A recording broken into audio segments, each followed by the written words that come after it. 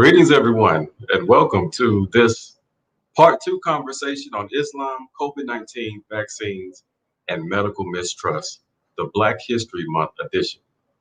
We had such a robust initial conversation on January 13th, a little over a month ago, and that conversation generated so much further commentary and dialogue that we thought that we needed to host an additional event to allow you all to hear from the foremost experts around COVID-19 and the vaccines that are being evaluated and developed for its prevention, and also have an opportunity to ask those pertinent questions that you didn't get answered last month.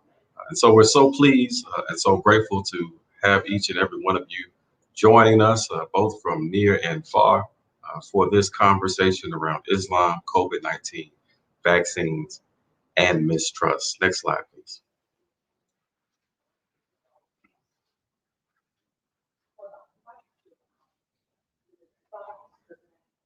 My name is Dr. Ulysses Burley. I'm clinically trained in allergy and immunology with a focus on HIV and AIDS. But I'm also the founder of UB The Cure LLC, which is an organization that operates at the intersections of faith, health, and human rights. I founded UB The Cure from my own experience as a healthcare provider, realizing that we could not meet the full health needs of people in hospitals alone, and that there needed to be more attention to the social drivers of disease to achieve a more complete wellness for society. As a person of deep faith, my pursuit of that complete wellness, not only for society, but for myself and for my family, has been largely informed by the very prominent themes of healing and sanctity of life in sacred texts. Next slide, please.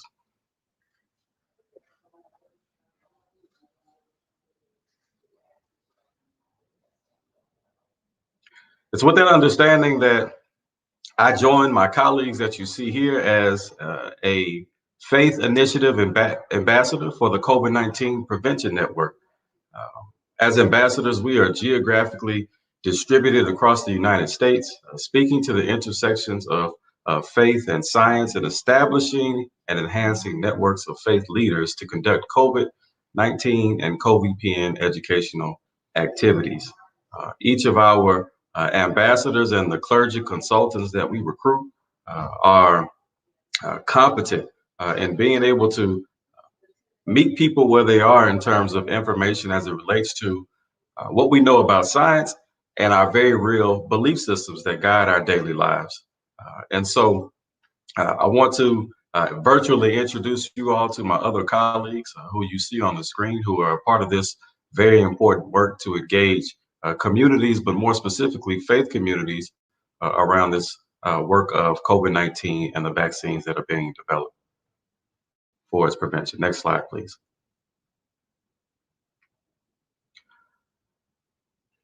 A part of our faith community engagement, our mandate is to establish and maintain a faith-based advisory council that can provide us with guidance and direction throughout this pandemic, but to also implement a national faith-focused COVID-19 and COVID-PN education program that is implemented in partnership with the very communities that the program is designed to benefit.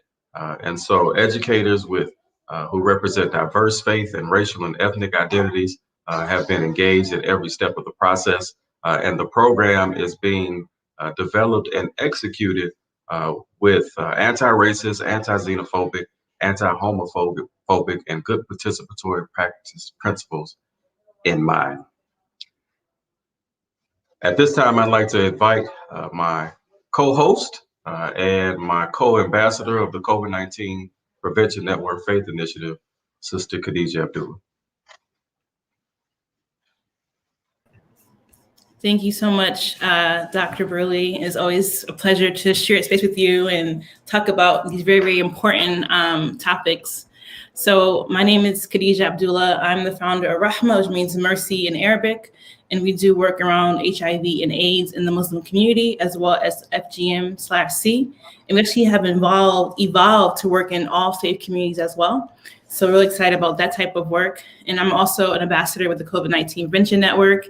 And we do a lot of events centered around COVID-19 and faith communities, and try to do events like this that you're watching right now to provide information and updates and help answer questions you may have. So as I mentioned, we do faith community engagement. So we really try to provide materials that are culturally competent and culturally relevant. We have a really diverse team. We have Christians, we have Muslims. We also work in other diverse faith communities as well. We partner up and make sure they have information they can use to reach their different communities and congregants. We make sure that, again, is anti-racist, is anti-xenophobic, anti-homophobic, and we have good principles we can practice during our sessions. And we try to develop and deploy community mobilization models and strategies. So our focus is on faith communities. And again, we try to represent all types of faiths as we do this work.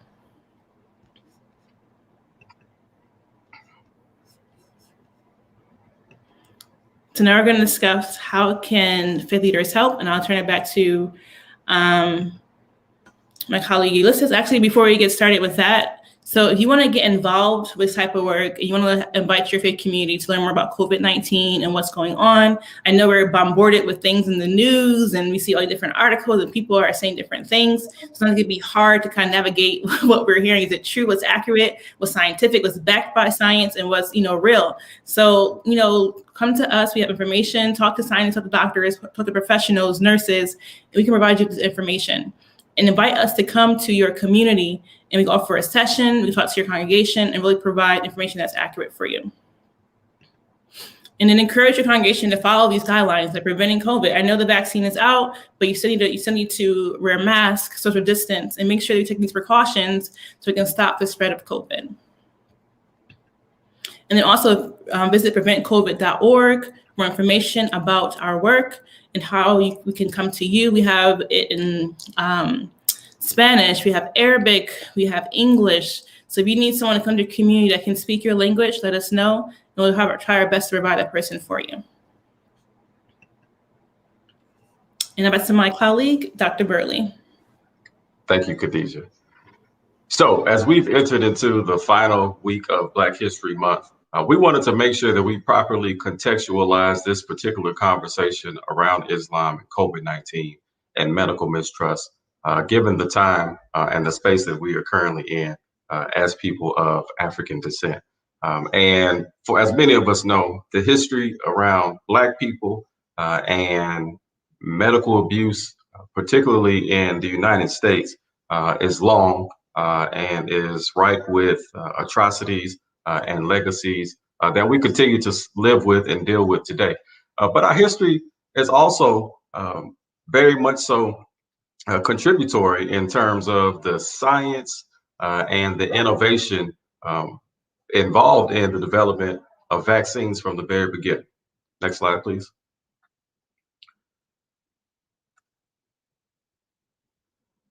The best example of that is of our brother Onesimus. So Onesimus was a slave who was purchased by Cotton Mathers in Boston in 1706. Cotton Mathers was a prominent minister, a Christian minister, and his church saw fit to purchase him this slave for his benefit. And so Onesimus continued to be at the servitude of Cotton Mathers and of his congregation and of his church. And so even early on, we see this intersection of faith into the work that we're doing, and how it's sometimes faith has been at odds with the very history and existence of people of color.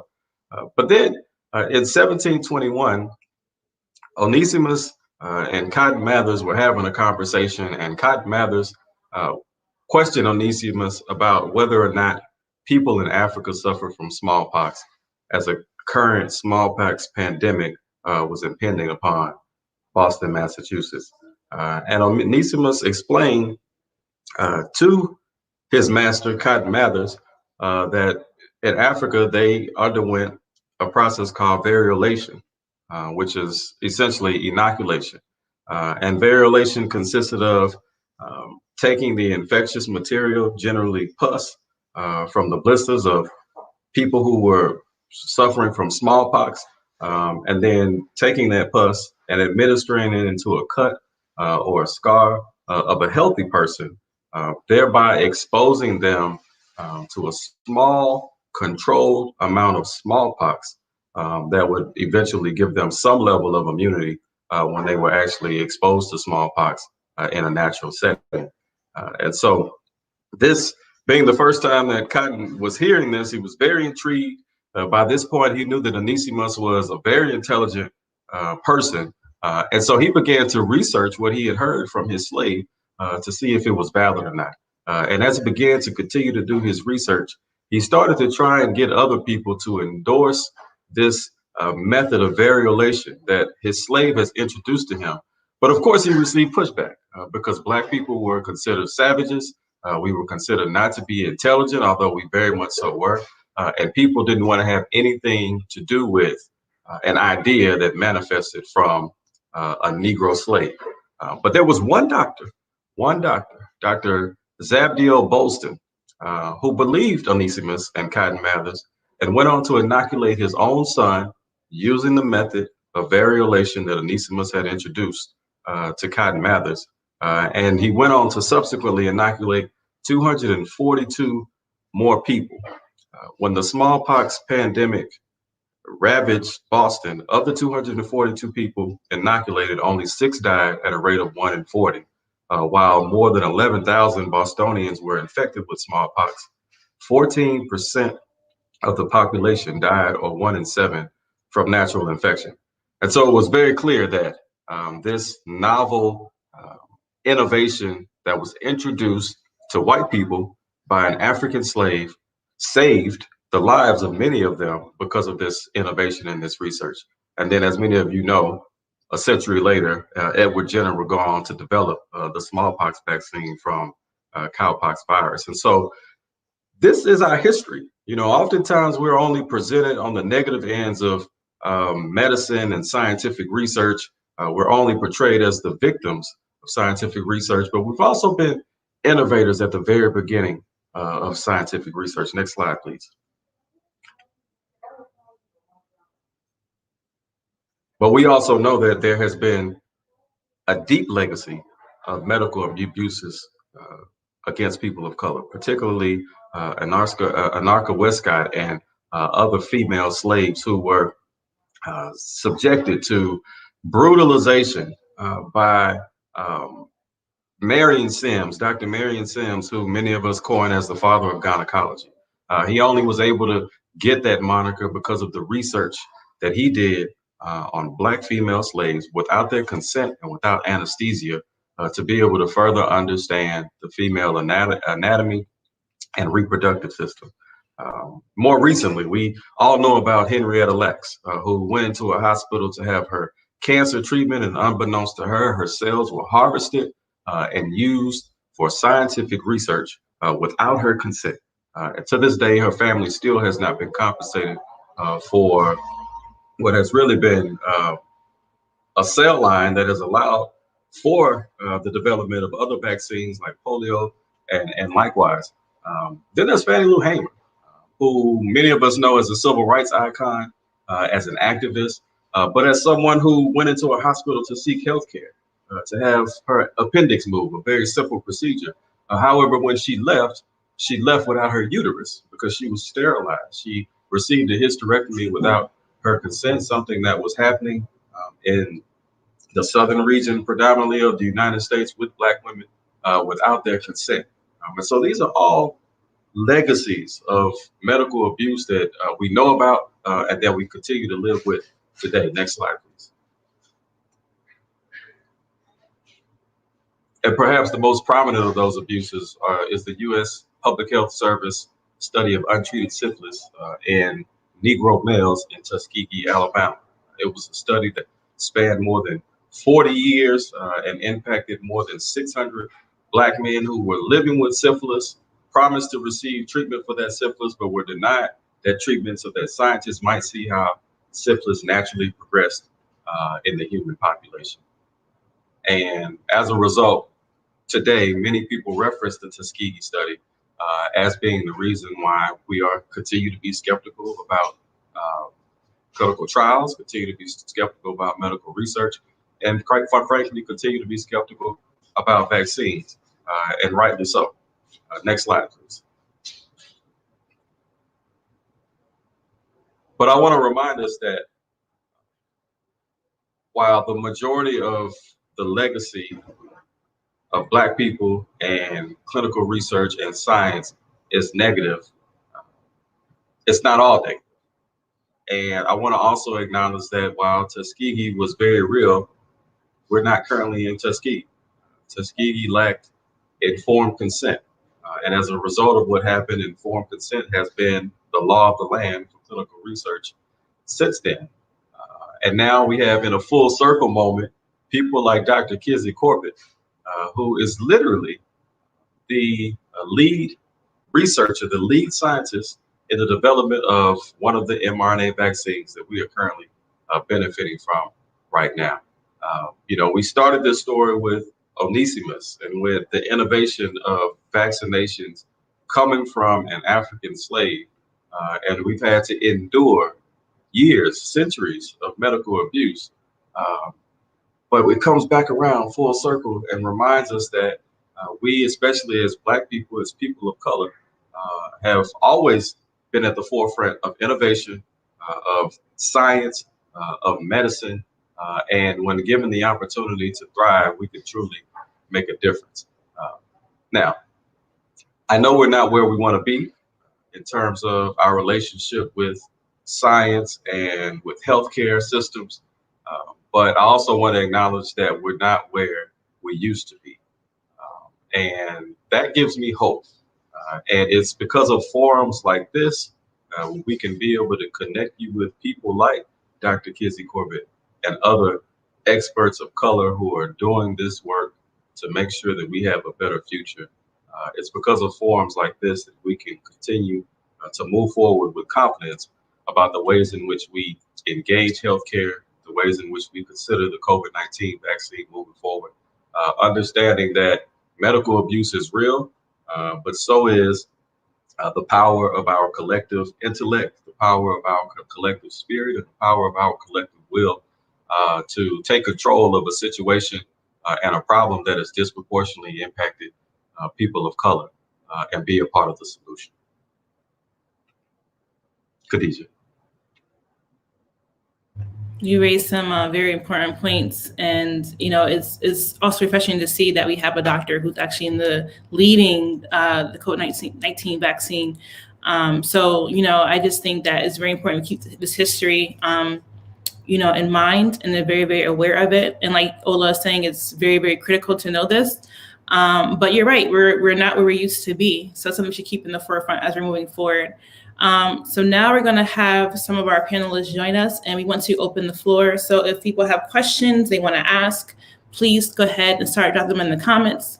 We have a discussion now around COVID-19, vaccines, and mistrust. So please, if you have any comments, is now the time to drop them. We had this event before on the 13th, and we had so many questions, we couldn't get to them all. So today, our focus is on answering your questions. We have scientists, we have doctors, we have nurses, and we have professionals in public health, and we have faith leaders. So please put your questions in the comments now, and we'll go ahead and get started. Right now, I want to invite Dr. Marcus Lambert to the stream. I want to invite Sister Candace Imam to the stream. And I want to invite Dr. Imam Kaiser Abdullah to the screen. And we're going to go ahead and have our discussion. So if you have any questions, please go ahead and drop them. But first, we'll do an introduction. Everyone can say who they are, something about themselves. So we'll start, Dr. Lambert. Thank you, Sister Khadija, and Dr. Ulysses. Thank you for starting us off today. My name is Dr. Marcus Lambert. I serve as a assistant dean at Weill Cornell Medicine. My background is in biomedical science. I'm a basic scientist by training, and I have a master's in clinical epidemiology. So very familiar with the research process, very familiar with the vaccine process, and coming from the scientific perspective, helping you to make informed decisions. Thank you, Dr. Lambert. And we'll have Sister Candace share next. Hello, everybody, and assalamu alaikum. My name is Candace Elam. I'm a registered nurse. I am at the tail end of a doctoral program in nursing. Graduate in like 80-something days, inshallah. My doctoral research is in emergency department HIV screening processes and how and whether emergency nurses are actually initiating those sorts of things. I've worked in HIV clinical research, and I have years of experience as an emergency nurse. Thank you, Sister Candace, and congrats on almost getting your doctorate. I'm so excited for you. Almost. I'm so excited. Next, we have Imam Dr. Kaiser Abdullah. Assalamu alaikum, everyone. Good evening. My name is Kaiser Abdullah. Dr. Ulysses, thank you very much for that. And each time I listen to you talk about it, definitely new stuff come up, right? I work at Temple University in the communication and social influence department. My focus is on communication and conflict management, conflict resolution. I function out of Masjid Quba in West Philadelphia, and my role here hopefully is to help as a faith person, as a person of faith, as a faith leader, quote unquote, in the community to help allay and assuage some of the fears and concerns around questions that people may have around the vaccine as we move forward. Thank you. Thank you. I'll bring back Dr. Burley, who'll get us started. All right. So Dr. Lambert, you blessed us during our first part with the work that you've been doing around the science of COVID-19, but also the work around community engagement and making sure that people's consent is truly informed, that they understand the information that is being relayed to them. Tell us what has changed since we last gathered in early January. Yes, sir. A lot is changing. I mean, I think, anyone who's watching the news, this thing is evolving every day, just like the viruses themselves. The nature of viruses, they evolve. And the more that we sort of, wait and see, a lot of us have this sort of wait and see mentality, this thing is going to change on us. So, when we met previously, I think we had just learned that a few companies, Pfizer and Moderna, had just released and had been approved to have vaccines released, basically emergency use authorization from the FDA to release their vaccinations. And now we know that there are a couple other companies trying to throw their hat in the ring as well. Johnson & Johnson has applied for this EAU, emergency use authorization, to the FDA, meaning they've been conducting clinical trials and they want to get approval from the FDA to also release a new type of vaccine.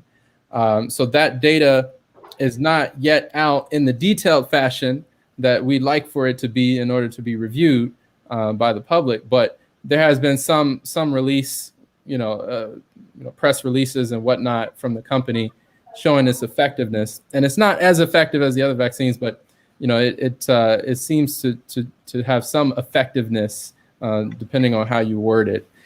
But we can talk about some of those details later. And there are others as well, AstraZeneca. And again, these companies have a different type of vaccine. So it's not the mRNA vaccine that we're used to with the Pfizer and the Moderna. This one is made a little bit differently with a DNA plasmid. Again, happy to talk about the science. We can get into that later. But so those are some of the things. The other thing I think we're all aware of are the new variants. So there's been a UK variant that has been shown to be more transmissible. So it's transmitting at a higher rate. And there's been some preliminary studies that have been, we're concerned about, how infectious it is and the number of deaths that it's causing. And it's spread to the United States and I think about 40 states or so. There's also a South African variant that has a lot more mutations within the spike protein. So this is the protein that the virus uses to infect the cells. And there's a Brazilian variant as well that has a similar number of mutations. And, it's been shown that, the big question, do the vaccines work against these variants? So, there hasn't been formal clinical trials to test that, but they've been able to test, the effectiveness of the antibodies in the laboratory. And it appears that, the short answer is yes, right. Not as effective as it was against, the 95% that we knew against the clinical trials, but it does appear to have effectiveness against some of these new variants. But again, this is back to the wait and see model. The longer we wait and see, the more variants are going to come out, and the more that is going to disproportionately affect our communities, the Black and brown communities. And I think we just have to be well informed about that. Yeah, no, that's important, and I think it's even more timely given the fact that today we exceeded for the first time more than 500,000 U.S. deaths, right? And so, we always reference the 1918 Spanish flu pandemic as kind of being the corollary for which we measure the COVID-19 pandemic against. But, while more than half of the world's population was impacted by the Spanish flu, some 650,000 Americans died from that. We're now at 500,000 COVID-19 deaths, right? And so we're approaching, and for all intents and purposes, will likely exceed the death total of the Spanish flu. And so this is serious business still, 1 year out. And despite all the technology that we have today. That's right. That's right. That's right. Nurse Elam, you talked about your work around people living with HIV, but even more so accountability to make sure that people living with HIV are receiving the treatment that they deserve. I know that on our first conversation, there was a question around whether or not the vaccines were recommended for people living with HIV, whether they had been tested in the clinical trials on people living with HIV, and whether or not people living with HIV have been able to access the vaccine for those who want to access it. What have you been seeing in the emergency room? What have you been seeing at the bedside in a clinical setting as it relates to this key population? So my initial observations, and at the start of the pandemic, I was actually working in an infectious disease clinic. So principally, our patients were people living with HIV or those who were at risk and were thereby receiving pre-exposure prophylaxis. And we were really bracing ourselves for our population to be uniquely at risk, uniquely susceptible to COVID-19. We were pleasantly surprised that few of our patients became seriously ill with COVID-19. We had a by and large healthy population. I want to say we had at least close to 90% of our patients were undetectable. Almost everybody was on antiretroviral therapy. We had multiple ways of engaging our patients and doing outreaches to our patients. We had very few who were lost to follow-up, and categorically, we were doing fairly well, and so were our patients. With regards to whether people living with HIV can receive the vaccine, people living with HIV receive vaccines of all kinds, whether we're talking about HPV or hepatitis A or B, whether we're talking about the tetanus vaccine. Somebody is in the backyard doing some gardening, they get cut on something, and they run to the ER to stitch up their hand, they're gonna get a tetanus vaccine, including those who are living with HIV. So for the most part, there aren't any contraindications to people living with HIV receiving vaccines. What I have to emphasize, since we're talking about HIV, is of course, antiretroviral therapy must be taken consistently. And then all of the other measures that everybody else is using, the masking, the hand hygiene, the social distancing, avoiding areas with poor ventilation, avoiding crowded spaces. These types of interventions help people living with HIV as well as those who do not have HIV. Absolutely. Absolutely. Imam, the only thing I'll just add to that is that individuals who have HIV, there were a few that were included in the clinical trials. They weren't prevented from participating in the clinical trials. Even individuals who are immunocompromised, certainly individuals who have a number of underlying, medical conditions, whether it's diabetes, obesity, hypertension, plenty of those individuals are included in the clinical trials. And a lot of states right now, certainly New York, is on this sort of phase where we're encouraging and inviting those who have certain conditions like cancer and HIV and other conditions, hypertension, to get vaccinated. So they're at that phase now. So they're certainly permitting those who want to get vaccinated, who have HIV and some of the other conditions that will cause you to be immunocompromised. They're permitting you to go get vaccinated.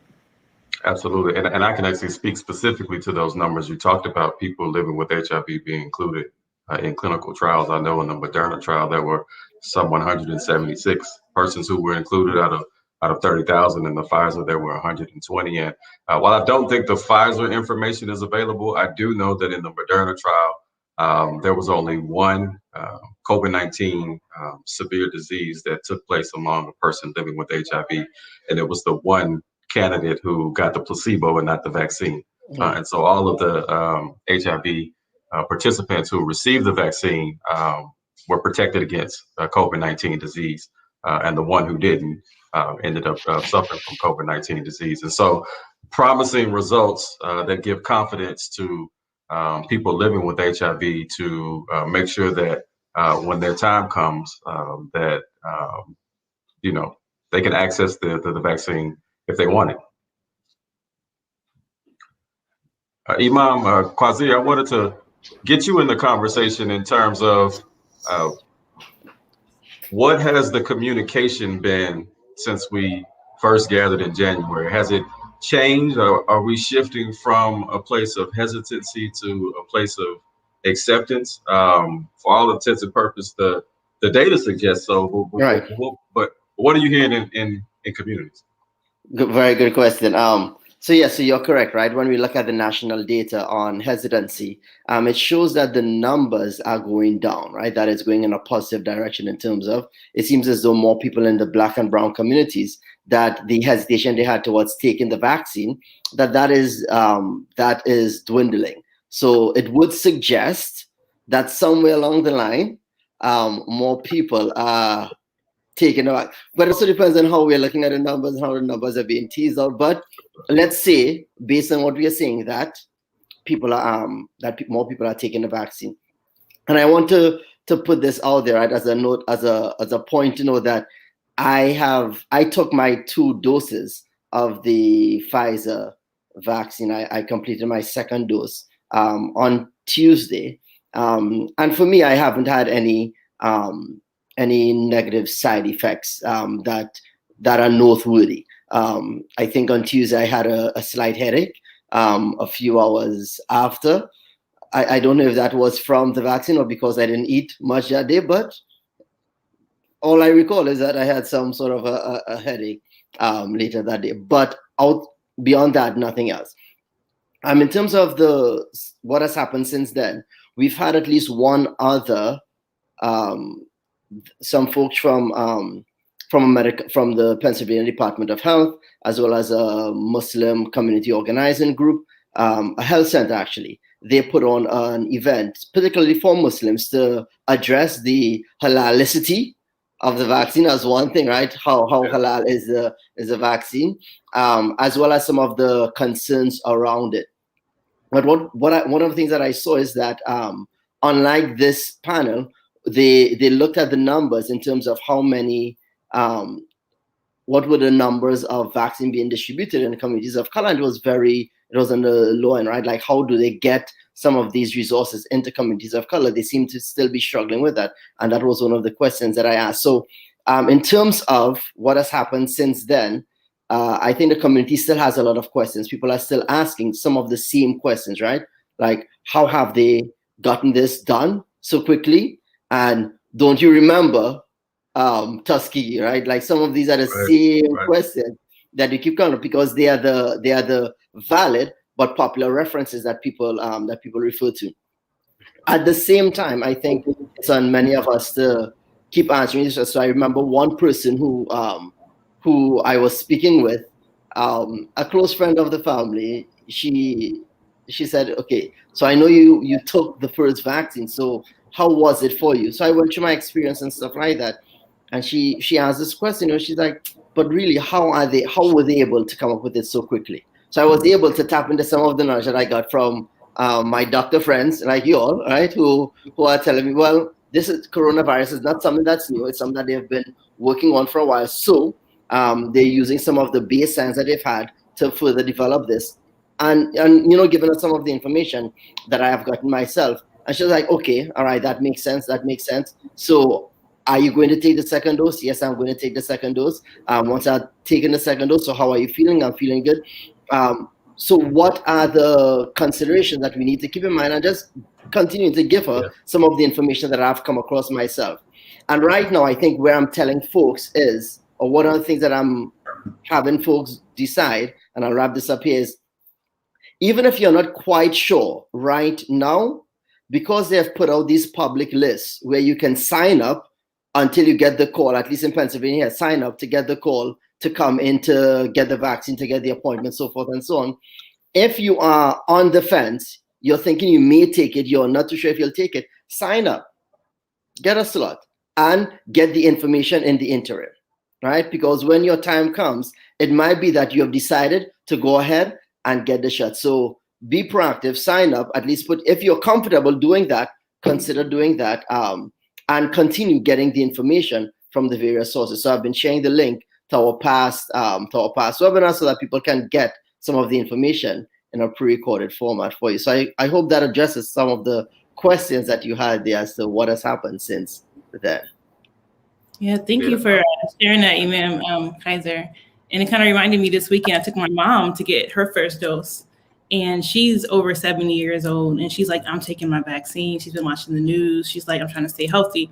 And like, to me, in my eyes, she's a leader, and I know that, and she's been around for some time. And I know she's aware of the mistrust that we have in our community when it comes to vaccines. And, I kept an eye on her to see if she had any side effects for sure. And, so far she's been fine. And, and like, I haven't had my vaccine yet because it's not my time yet, but I think when it's time to go, I'll be there as well. And we have a community here in Virginia. We have a Adams Compassionate Healthcare Network, and I went there with my mom, and people from all faiths were coming there, not just Muslims. There was Christians, there was people of all backgrounds, and it just shows the importance of this vaccine. So actually, I wanted to bring on another speaker, Dr. Glenn Simmons, and hear a few words from him. So I'm going to bring him up to the stream now. Welcome, Dr. Simmons. Welcome. Can you hear us? All right, I gotta unmute myself. Sorry. Yeah, just go ahead and just be a little. I've been doing baseball with my little one, so yeah, that's a lot. And then my camera decided it didn't want to work, so now I'm on my phone. So let me introduce myself. This is truly a blessing. Assalamu alaikum to everyone. Peace to those who are of different paths. But yeah, so my name is Glenn Simmons. I'm a cancer biologist by training.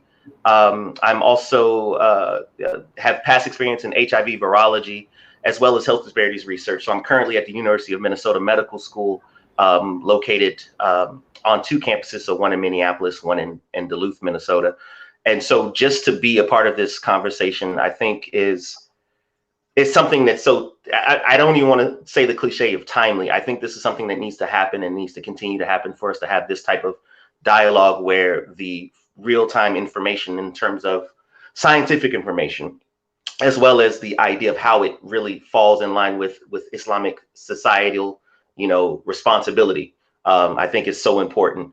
And in terms of my own experiences with COVID, so my laboratory, as the pandemic began to take hold in the US, took on the responsibility of answering what could we do to better address the unmet needs of various populations. And so Minnesota, like a lot of states, actually has urban centers, and then you have these what they call outstate, which is kind of code for rural, or at least just not major metropolitan areas.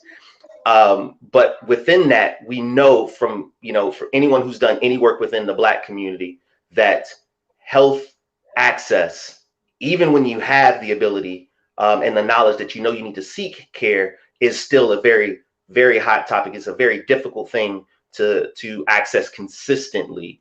And we decided we needed a way to survey communities, whether people could get tested or not, whether they could show their insurance, whether they could get a car, or even make, the bus ride. In Minnesota, I mean, if you live anywhere north of the Mason-Dixon, snow will stop people from functioning normally for considerable amounts of time. And we decided to use wastewater to survey what was happening in the communities.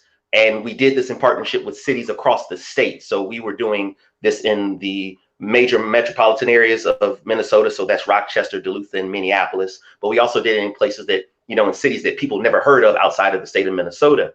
And what we've done up until this point is really validate that it works. But my whole thing right now is to get this in the hands of the people, to get this into the various neighborhoods and communities that could basically do this themselves and monitor what's happening themselves, and then know how to call upon the resources that they need. Because I think it's really important for us to democratize all of these healthcare concerns that we have, because relying on systems to come in from outside is definitely not something that has worked for Black communities. And that's just the reality of the situation. So I know that's probably a lot for an intro, but I'm just so excited to be a part of this. My kids are running around trying to hurt each other right now. So if you hear anything in the background, I apologize. And I may not even be able to be in for the whole thing, like in person, but I got my Bluetooth hooked up. So if there's anything that I can answer or address from a researcher standpoint in terms of epidemiology and large scale, surveillance. And also I teach immunology, so I'm always looking at it from that angle as well. I'm here to be a resource. And even outside of this conversation, definitely my information is all publicly available, and I'm willing to communicate, about all of this stuff and much more. Thank you.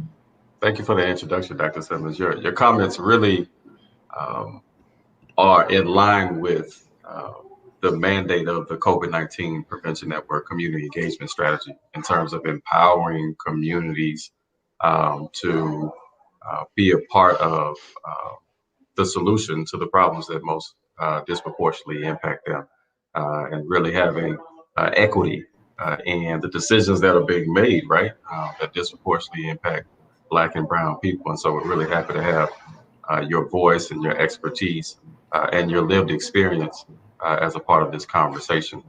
Want to acknowledge questions that are coming in. One is around anaphylaxis and the increasing number of fatal results according to the CDC.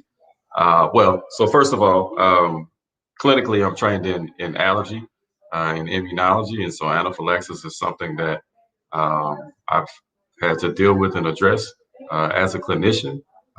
It is a severe allergic reaction to an antigen.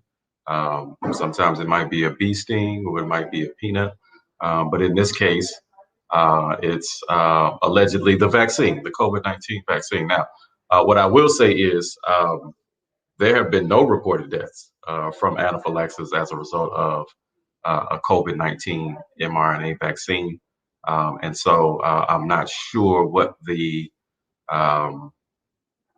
data point or source is that says that there's an increasing number of fatal results. But as of at least 2 weeks ago, I know that number remains under 70 in terms of persons who even experience anaphylaxis after receiving the vaccine.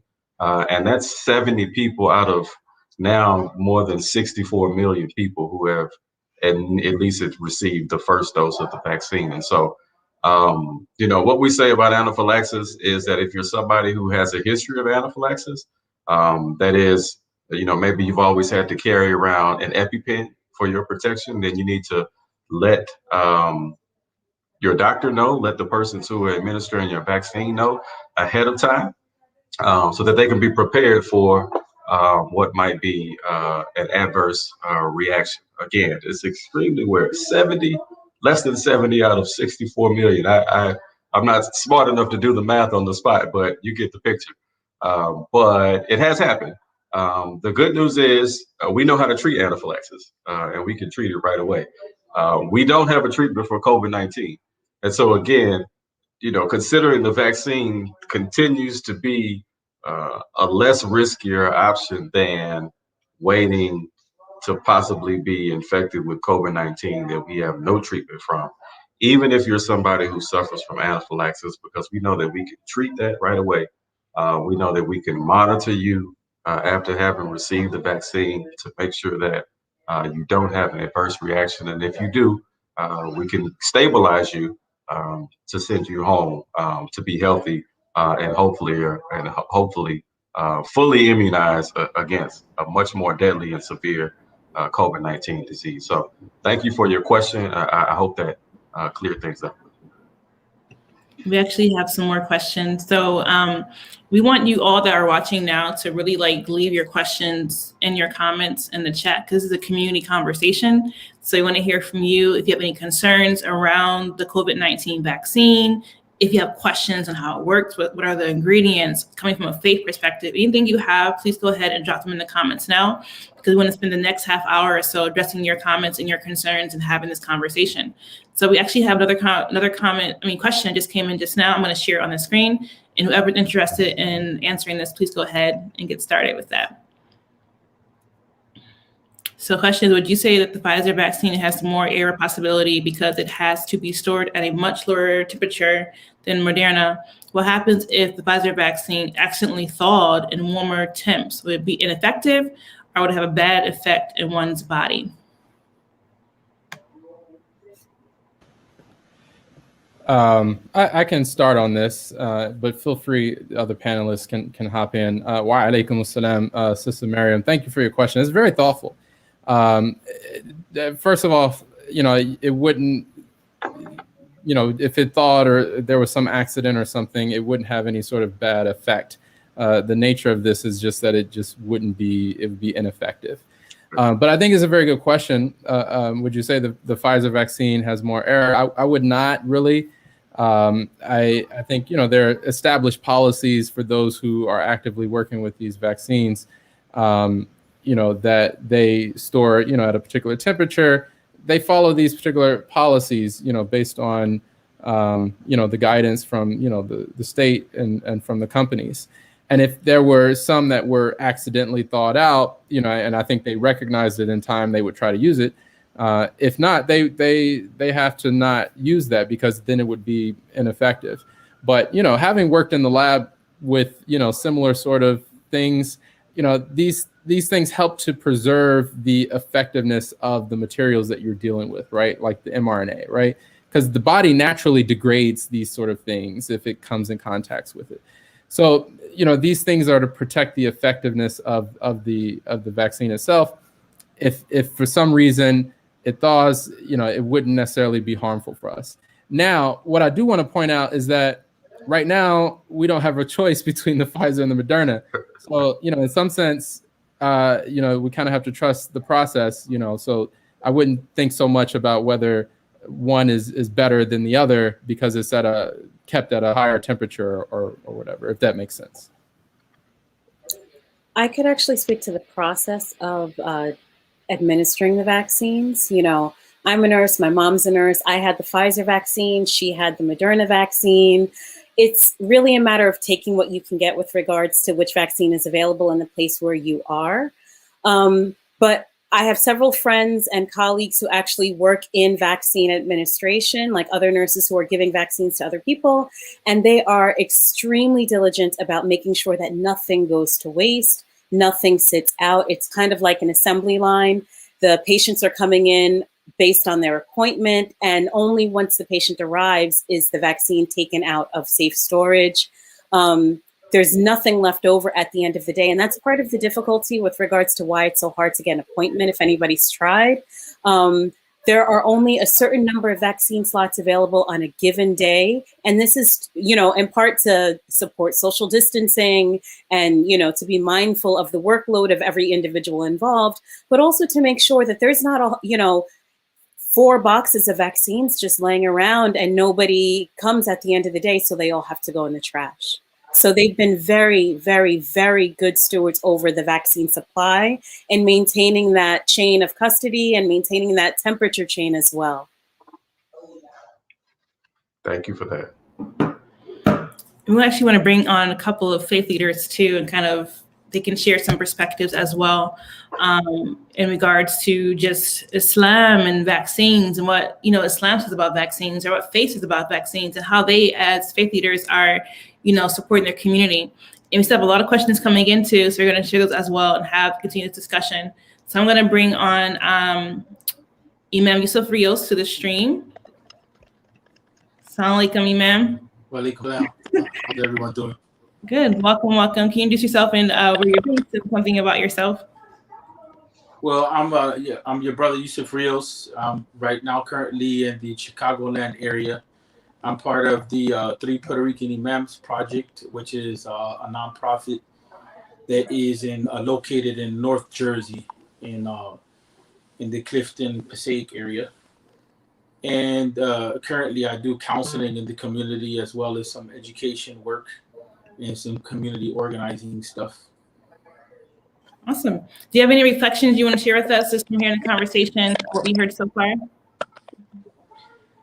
Yeah, I mean, I think that where we're at a year in is psychologically better than where we were at, prior to. I think that we were in a pretty bad space a year ago.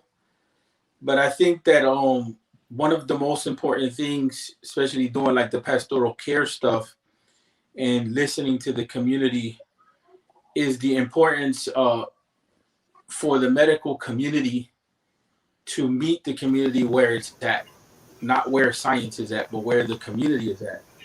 Because I think sometimes we have a tendency of speaking over the community. And if there's real fear and concern there, we shouldn't marginalize the community in the name of science, because I think many people are not necessarily negating science. They just don't trust the government. You understand what I'm saying? They just don't trust the system. And I think it makes it harder when you're trying to bridge the 2 worlds, because what begins to happen is it adds another layer of trauma. Like we've already been, really impacted by how this thing was handled. We were basically left to fend for ourselves, and a lot of our community took hits, when it came to COVID. Many of our people had to go on the front lines and work and keep the infrastructure of this society moving, while the professional class was isolated and they got to get their nice masks, and they got to be in situations in which they didn't have to be exposed in the same way. And so, I think that we have to really consider where the people are at. And I know that it was mentioned that from the angle of some statistics with regard to people's confidence levels, but I think, everybody's not 100% confident, and it doesn't have to do with science. We have to separate the 2 issues. It has to do with, do they love us? Do they care for us?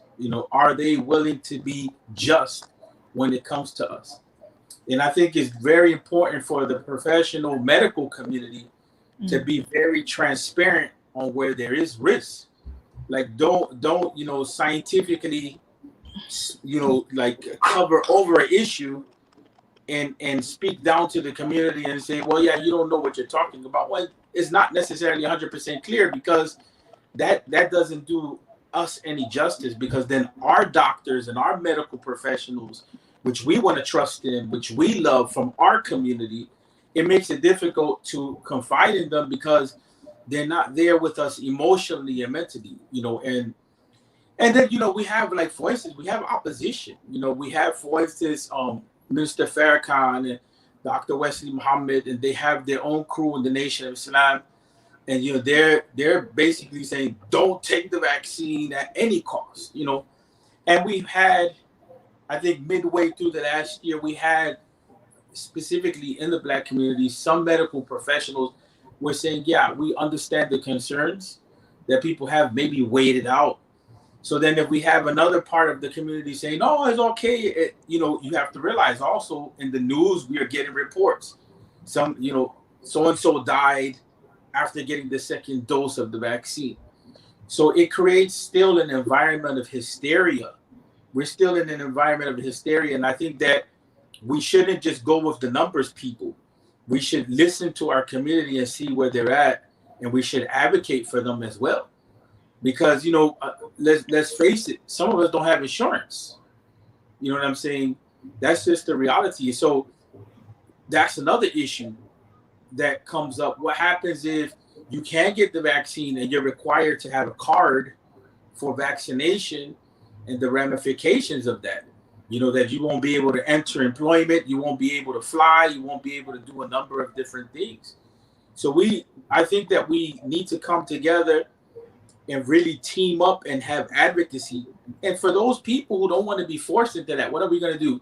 Force them into that? So I think that a lot of people, they feel, regardless of if you think it's not a legit position, they feel they may get chipped.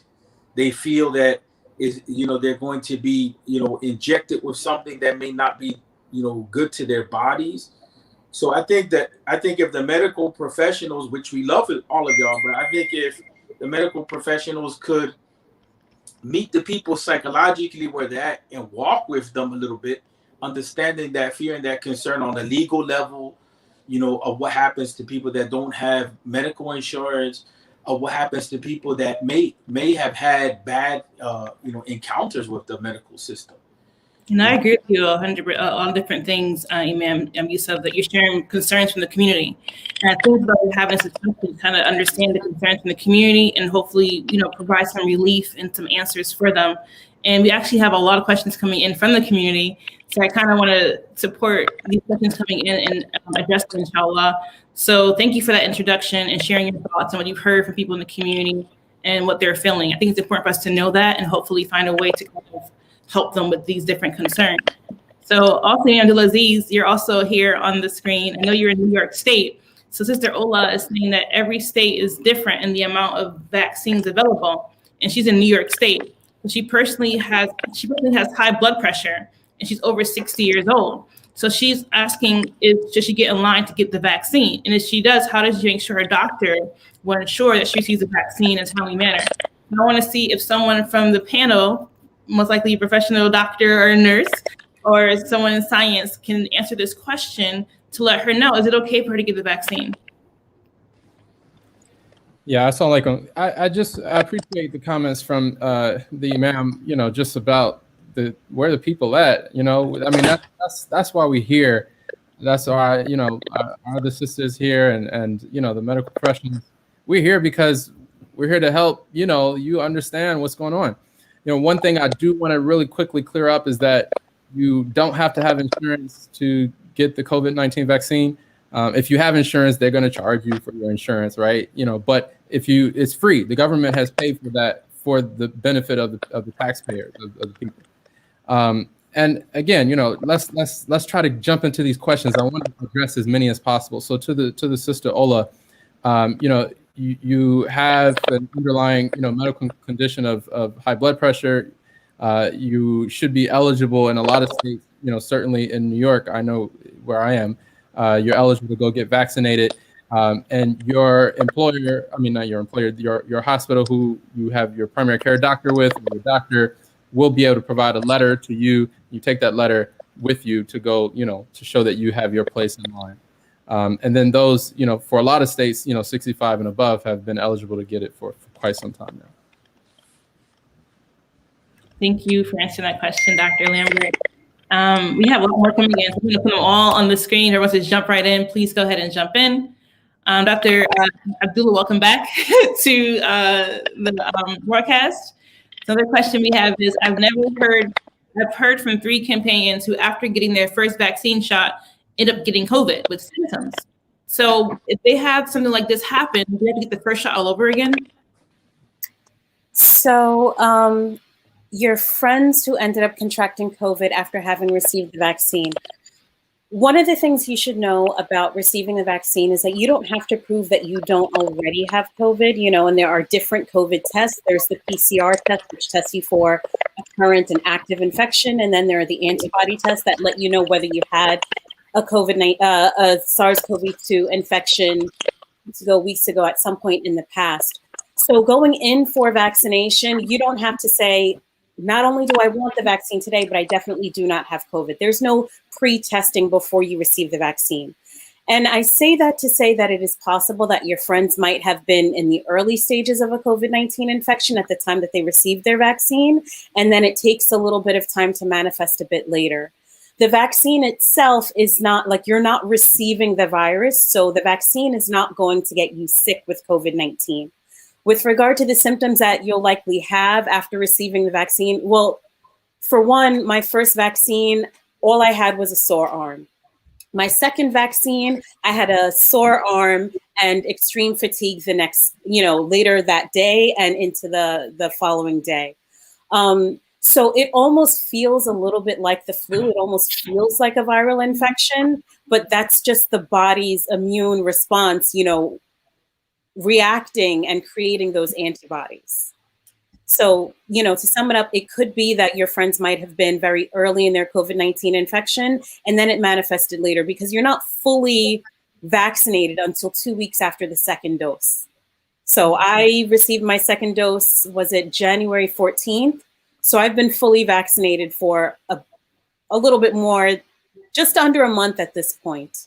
But even if, say, for instance, you got the vaccine today and then you contracted COVID tomorrow, it's not because the vaccine didn't work. It's because it takes your body some time to mount the immune response that would protect you from severe infection.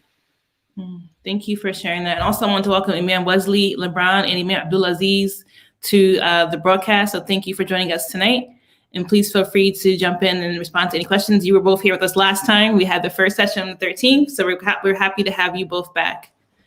So next question we have, thank you for a fantastic discussion. They attended a cancer and vaccines forum on Friday, focused on Black people affected by breast cancer. There's some discussion around the term hesitancy itself.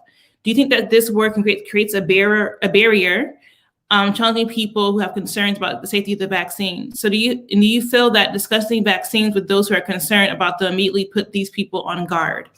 So any response to this very detailed and great question to ask. So please take a look and respond if you have any response to this one.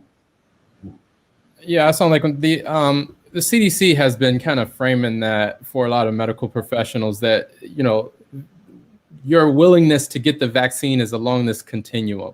You have some people on this side who are like, yeah, I'm going to get it. I got it. I'm getting it. My whole family's getting it.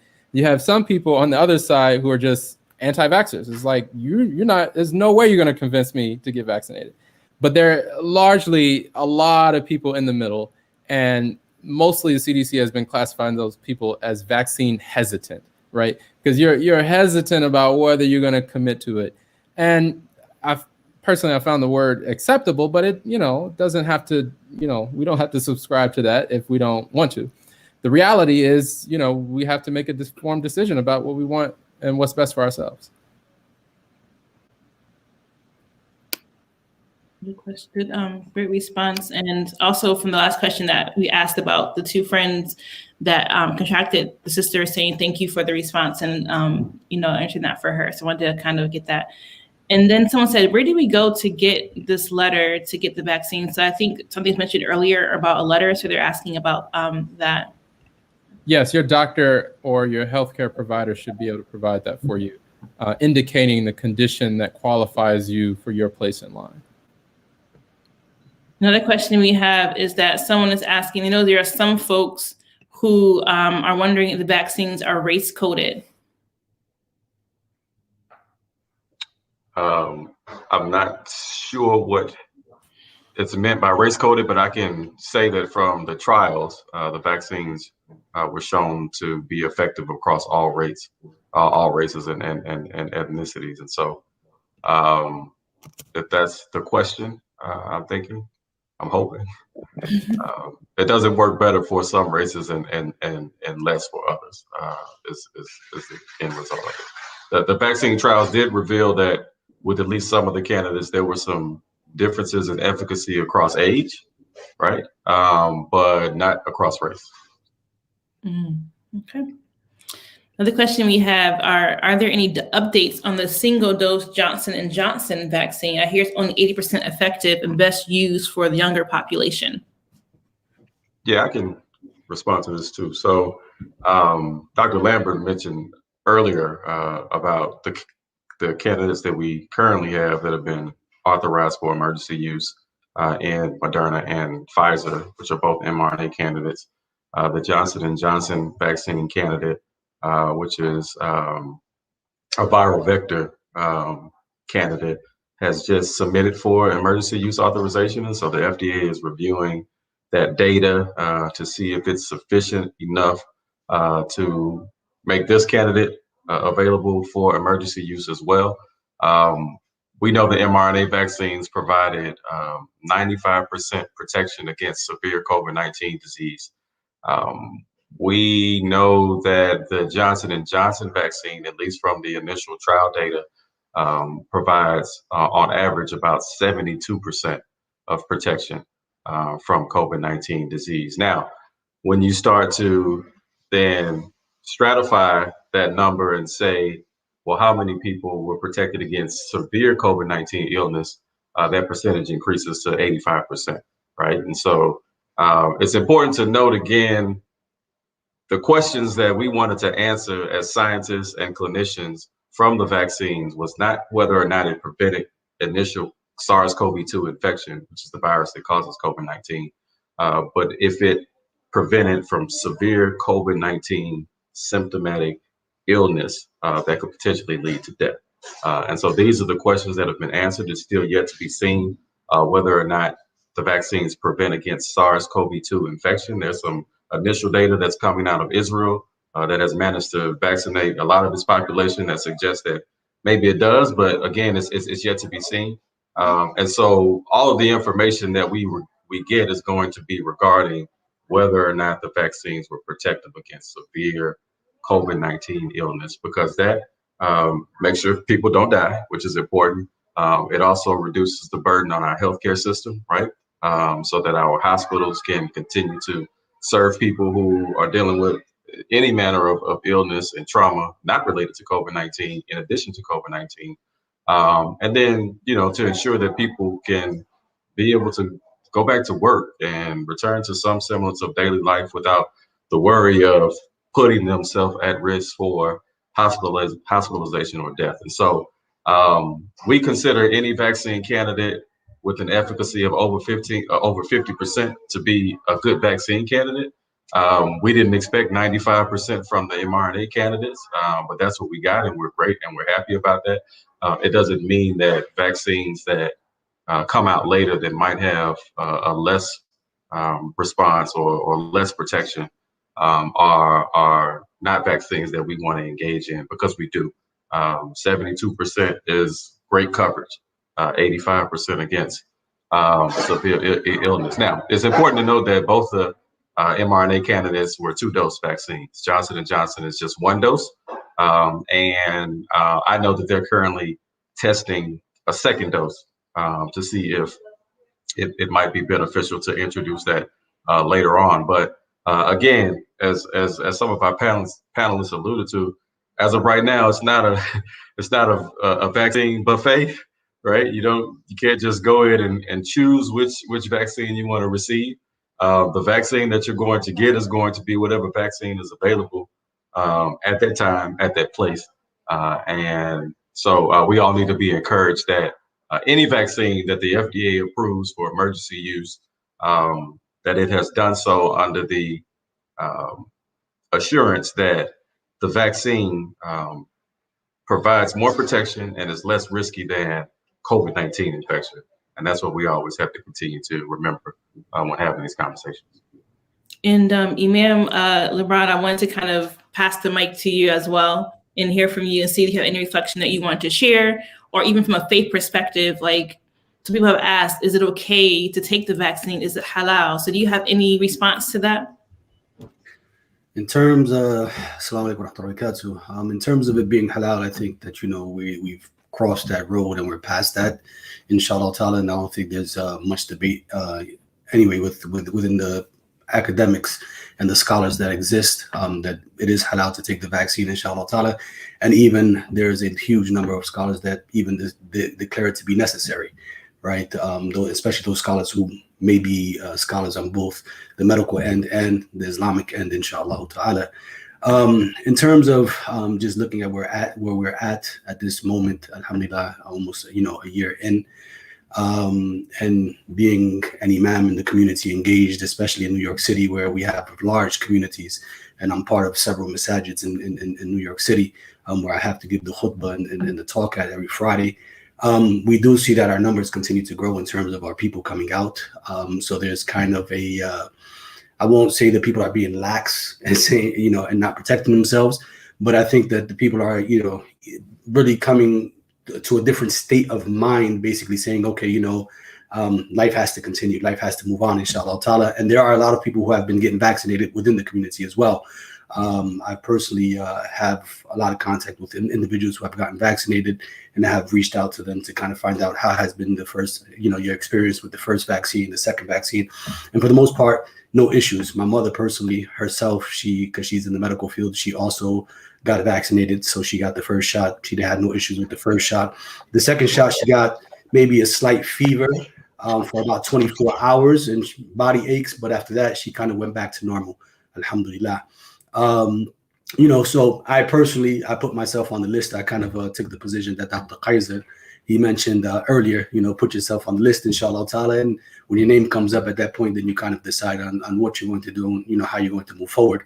But because of my engagement in the community, more than likely I may go ahead and take that vaccine. But alhamdulillah, I think that, overall, one of the other positives that we've seen as leaders in the community is that we have not seen as many deaths take place in the community. Alhamdulillah, a lot of people that have gotten sick, because we still have a lot of people getting sick. Well, alhamdulillah, they have gotten over COVID, and a lot of them have had very minor, effects with COVID.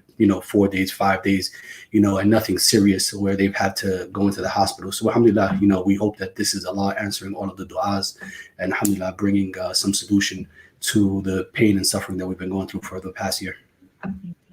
And I want to welcome Imam Abdulaziz on the broadcast. Can you hear us, Imam?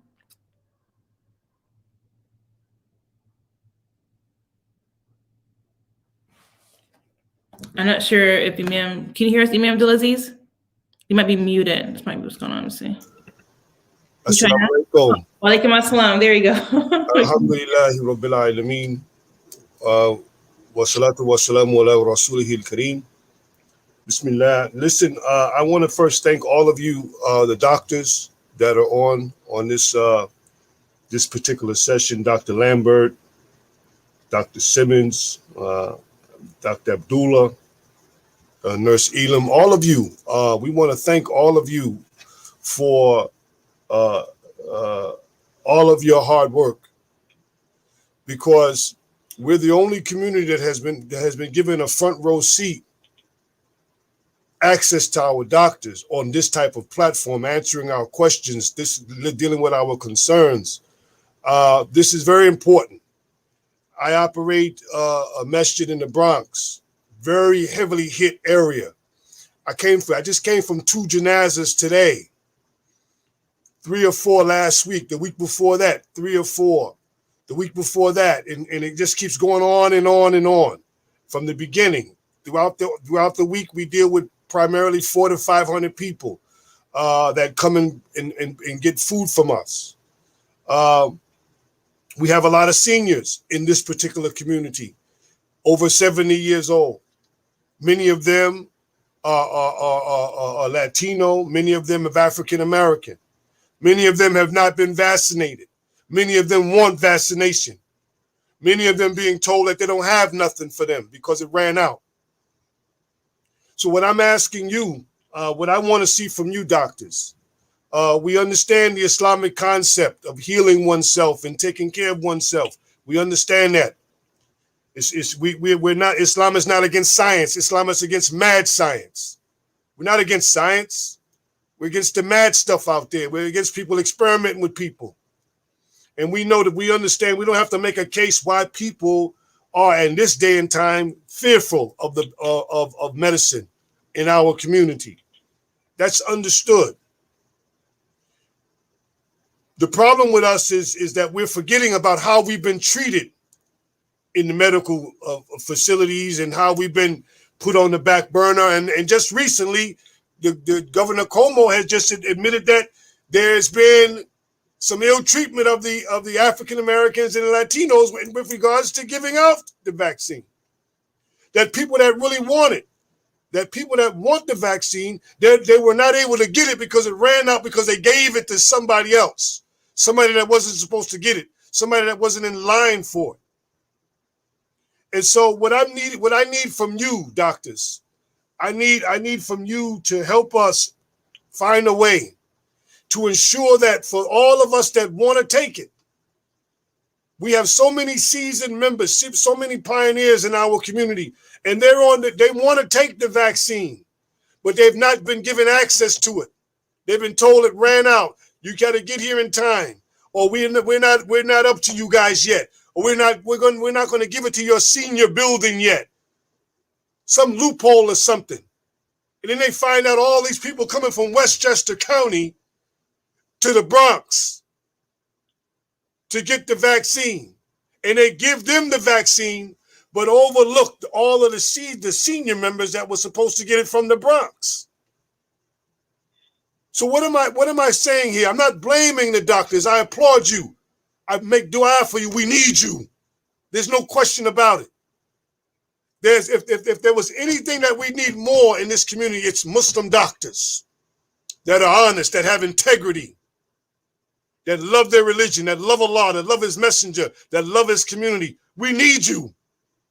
But I'm telling you what's happening on the ground. What's happening on the ground is that even though the people that want to get the vaccine, they're not allowed to get it. And they're of age. They're 70, 75, 69, 72. We have a senior center named after one of the great pioneers of Masjid Taqwa, brother by the name of Abdul Qadir Dixon. And his senior center is here in the Bronx. We named it after him. And we have seniors coming here all the time. But they're afraid to come out now because they haven't gotten the vaccine. And so we deliver food to them. And we try to keep up with them and find out where they are in terms of their on the list or whether they've even been considered. And a lot of them are just on a waiting list. I can't get the vaccine from what they told me and I'm a Muslim chaplain. I can't get it until April, May. And it's okay because Allah has been sustaining us, doing the right thing, getting the proper rest and all of that kind of stuff. That's not an issue. The issue that's present right now is that those people who are of African-American descent, Latino minorities that want it, can't get it because it ran out twice in New York City. Thank you, Abdulaziz, for sharing this. You know, it's very upsetting to hear, and hopefully, you know, things will change. People who are supposed to get the vaccine will get it. I do want to kind of go back to the community as well. And I know people have a lot of questions. So I want to kind of just share these also. But your reflections, and we can hear the emotion in your voice. And, you know, we just see so many people dying from COVID. And we so we just feel there's even more reason to learn and educate yourself about what's going on with science. Hopefully protect yourself from this. I see that Imam Wesley has his finger up. I'm going to put a question up on the board. Imam Wesley, you can share a reflection. They're going to jump into the questions.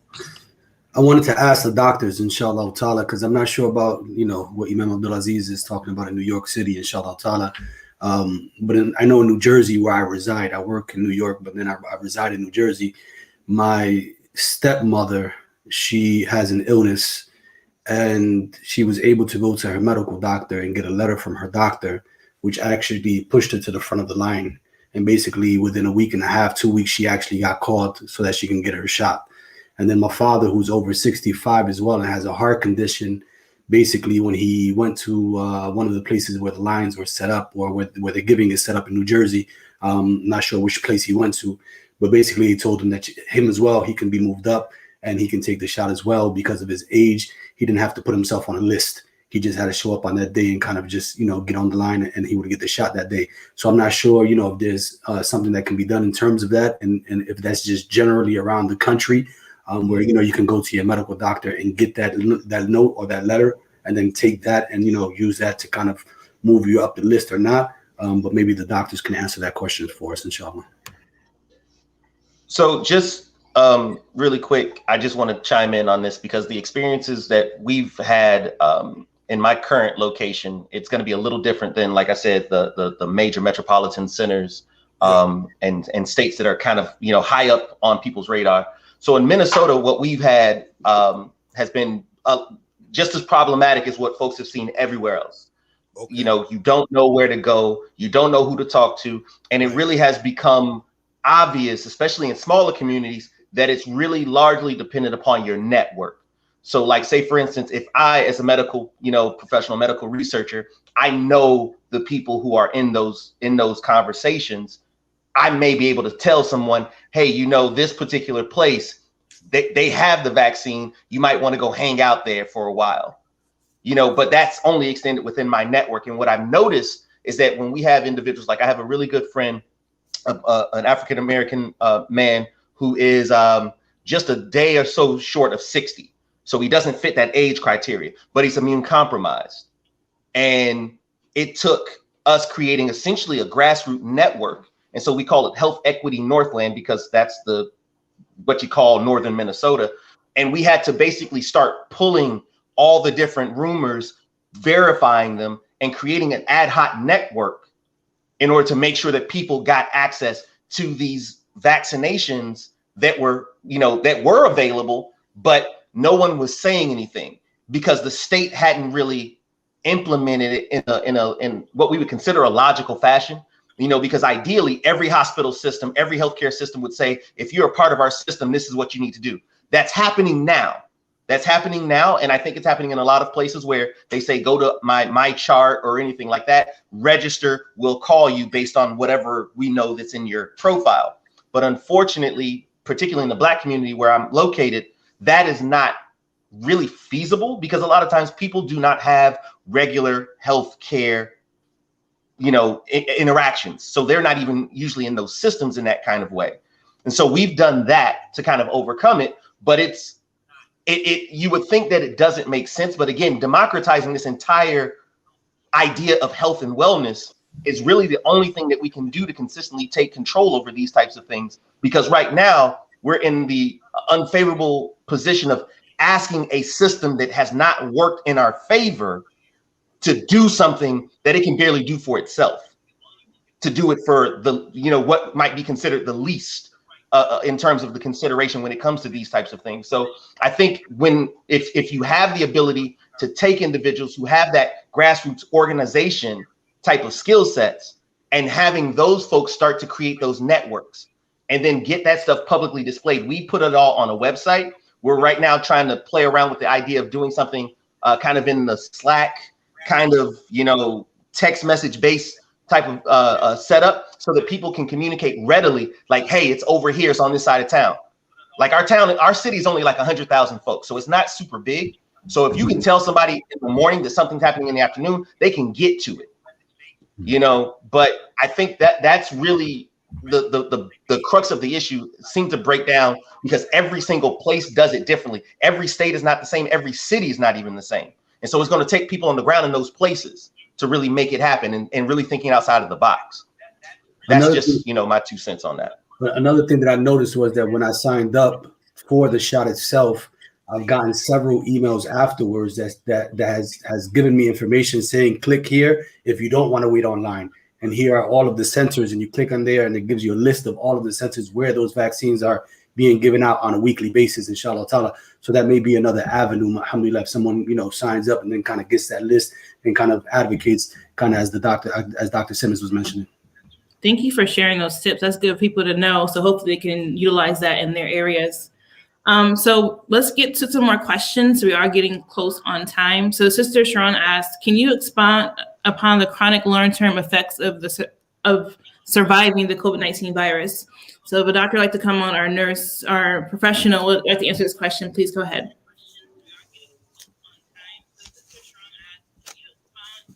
Sure, I can speak to at least what we know, what I know.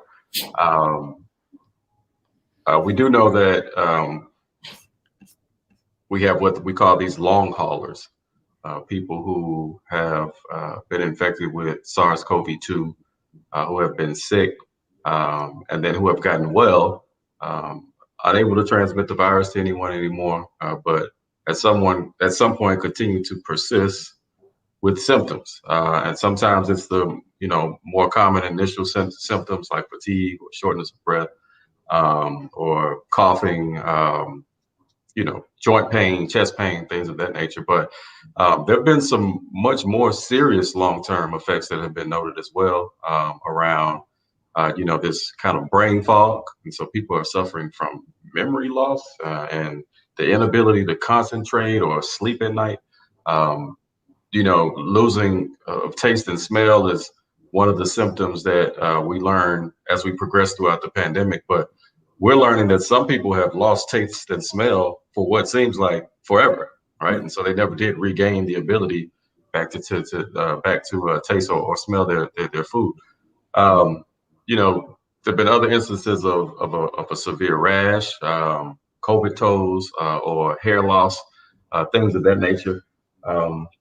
We can get deeper into the kind of pathophysiology of COVID-19, but the protein that COVID-19 latches onto, these ACE2 enzymes, generally regulate blood pressure in our bodies, and because of that, these ACE2 enzymes line pretty much all of our blood vessels, and so anywhere where we might have blood vessels, then COVID-19 can have a severe effect. And so our stomachs, our hearts, our lungs, our brains, and otherwise. And so it's still yet to be seen what the long-term effects consistently will be. Time will tell as we progress now into the second year of the pandemic. But again, it's another indicator that for those people who say, well, only 99% of people who get COVID-19 survive, and so I'll take my chances with the disease over the vaccine. Well, that's not entirely the case. First of all, the 99% number isn't true, but if it was true, it doesn't account for those people who continue to have a poor quality of life as a result of being infected with COVID-19 disease. And might continue to have be as such throughout the duration of their lives. And so, when you're trying to make your decision again as to whether or not the vaccine is something that's for you and your family, consider those who have had COVID-19 and who continue to suffer from those symptoms when making that decision. Thank you, Dr. Burley, for that response. The next question we have is, once you're fully vaccinated, does one still have to mask and social distance? I'll take that question. So as I mentioned previously, I've been fully vaccinated for at least 3 weeks now. I am finishing my clinical training in 2 clinics. One is a behavioral health clinic, and the other one is an internal medicine clinic. So I come in contact with patients in the private patient rooms for prolonged periods of time. And while I'm doing their physicals, I do have to get close. I still, I double mask. I wear an N95 and a surgical mask over it, and I wear a face shield, and I wear my lab coat. I'm still social distancing. I'm still compulsive about hand sanitizing, both in the clinic and, when I'm out in the community. So even though I'm vaccinated, and even though I anticipate that I have achieved a full vaccine, immunological response to the vaccine, I'm as careful as I have ever been. So the recommendation is that you still need to mask and you still need to social distance, because fundamentally we don't know how long immunity lasts. And we don't know whether there's still transmissibility among people who have been vaccinated and who, may have an asymptomatic infection. So I'm not free to go on and live my life. I'm not going to have a gathering where, I used to have these gigantic house parties, not doing that anymore. So, and it's all because, we all have a role to play here. I think it was Dr. Burley who mentioned like the impact on the healthcare system. In the clinic every single day, I have a patient telling me, oh, I've had shortness of breath for this many days, or I've had chest pain for this many days. And I'm like, okay, well, what happened when you went to the hospital? They're like, hospital? I'm not going to no hospital. It's a pandemic. So people are staying at home with symptoms that could be life-threatening. Add to that, the ICUs in various states were overrun. Hospitals were at capacity. If you had to call EMS for something in your neighborhood, you're going to wait quite a while. So we're still dealing with the impact of people who have the virus and who are susceptible. And so those of us who have been vaccinated are being careful ourselves and encouraging the people around us to continue to be careful. Thank you. Thank you. Those are some really good examples and points, and hopefully that helps answer this sister's question. Next question is, people have noticed memory loss after recovering from COVID. Can you speak on the after effects of recovery? I think we kind of did a little bit of it, but if folks want to add to that, feel free. Yeah, again, it just goes back to that brain fog that I talked about. And nurse, you can speak more to it. Oh, pardon. So the thing with COVID-19, all viruses cause an inflammatory response. And we may have heard through various channels that inflammation in the body is a bad thing. It can, cause destruction throughout the body. As Dr. Burley mentioned, that the tissue that lines all of our blood vessels, and I mean, we've got blood vessels in every single tissue in our body, from our scalp all the way to, just under our toenails. So this tissue is literally everywhere. When you've got inflammation there, how you think, your energy level, how well you're able to, digest food, whether you end up with clots, whether, in the lungs or in the legs or in the brain or in the neck, that inflammatory process makes you susceptible to major damage. So the virus itself may have been gone, but your body is still very inflammatory. So you're clotting very easily and your energy level is down and all of the systems in your body have slowed down long after the virus is gone. We can't predict who this is going to happen to. We don't know how long this is going to last, but we do know that, as Dr. Burley mentioned, there are these COVID-19 long haulers who, they may have had the virus back in March or April, and they're still experiencing symptoms, and there's really not a whole lot that we can do about it at this point. We can maybe treat the symptoms, but that doesn't satisfy people. Once you have this thing that you now have to take a pill for, people aren't interested in that. And it's hard when people come to the doctor or go to the nurse practitioner. And I have only to say, I can give you something for the symptoms, but I can't make this problem go away.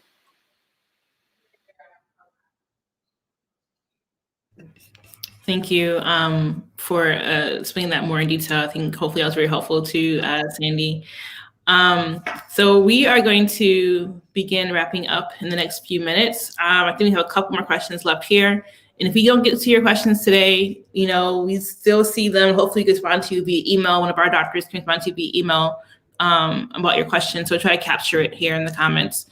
But Ola asks, can you tell us basic things to protect our immune system in general, like taking zinc, vitamin C, multivitamins, et cetera? Do we have any advice on natural things we can do to boost our immune system? Can I chime in on that quickly, and then I'll definitely step away for somebody else to step in. I think we have to be really careful about that, because I think folks' concept is that there's one thing that's going to do something for your entire immune system.